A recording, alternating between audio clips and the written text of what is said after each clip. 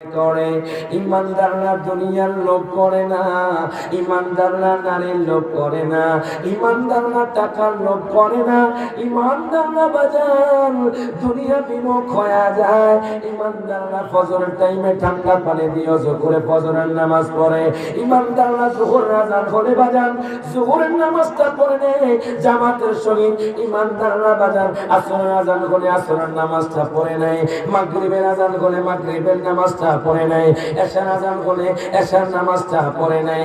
এখন ইমানদাররা তো সারা জীবন আল্লাহকে পাওয়ার জন্য কষ্ট করেছে, দুনিয়া পাওয়ার জন্য তারা কষ্ট করে নাই, দুনিয়ার লোভ করে নাই, দুনিয়ার টাকার লোভ করে নাই, দুনিয়ার নারীর লোভ করে নাই। তারা যখন মৃত্যু শয্যায় শুয়ে যাবে, আমার দয়ার নবী মহান নবী হাজির হয়ে যাইব, তারা আমার নবীকে দেখে দেখে কলমা পড়ে পড়ে দুনিয়া থেকে চলে যাবে।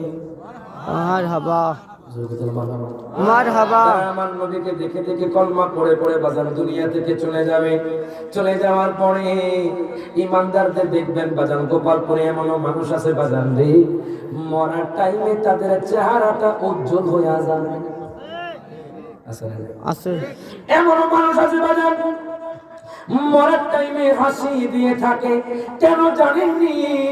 তারা মরার টাইমে আমার নবীকে দেখতে পায়, আমার নবীকে দেখে হাসতে হাসতে তারা মরে যায়।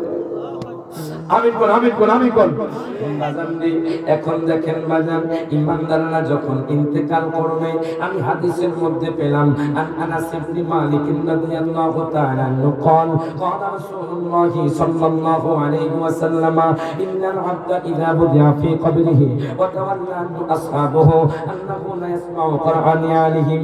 ইমানদাররা যখন কবরে যায়, আল্লাহ পাক ফেরেশতারে এই বান্দা দুনিয়ার মধ্যে আমি আল্লাহর জিকির করত, এই বান্দা আমার বন্ধুর প্রতি দুরূদ শরীফ পড়তো, এই বান্দা দুনিয়ার লোভ করে নাই, এই বান্দা 5 ওয়াক্ত নামাজ পড়তো, কোন মানুষের সাথে খারাপ ব্যবহার করতো না, কোন মানুষের উপর জুলুম করে নাই, মানুষের হক মেরে খায় নাই, হায়দার সমালোচনা করে নাই, গীবত করে নাই। ও ফেরেশতারা শুনো শুনো, তোমরা তার কবরটাকে প্রশস্ত করে দাও। মারহাবা মারহাবা। ইমানদারের কবরটাকে প্রশস্ত করে দেওয়া হবে। আল্লাহ কইব ফেরেশতারে তার কবরের মধ্যে নূরের বাতি জ্বালায়া দাও।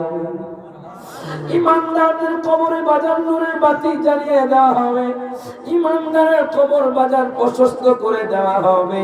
প্রশস্ত করার পরে বাজার আতা ঘুমানা কান দুইজন ফেরেশতা চলে আসবে। এবার তাকে প্রশ্ন করবে,